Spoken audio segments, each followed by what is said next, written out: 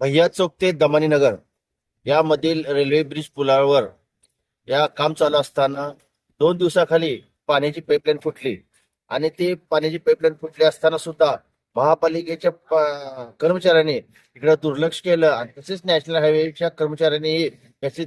तात्काळ दखल घेऊन काम करणं गरजेचं असताना एक तर या पुलाचं काम संथ गतीने चालू आहे. नोव्हेंबर महिन्यामध्ये पूल पूर्ण होणार होता, अजून पुलाचं 25% काम चालू झालं नाही. या शहरातील तिन्ही आमदारांचे प्रतिनिधित्व करणारा हा भाग असून या भागाच्या पुलावर येणार जाणारे रहदारी भरपूर संख्या आहे आणि उन्हाळा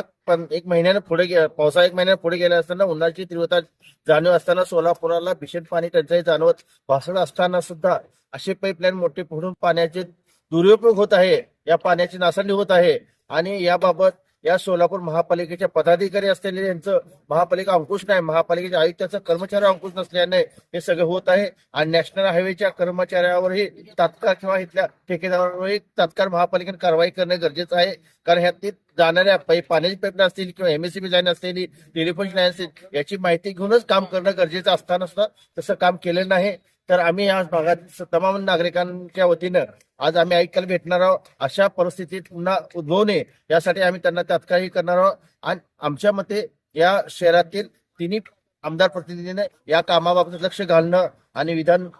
सभेत या पुलाचा काम सलग होण्यासाठी आवाज उठवणं गरजेचं आहे.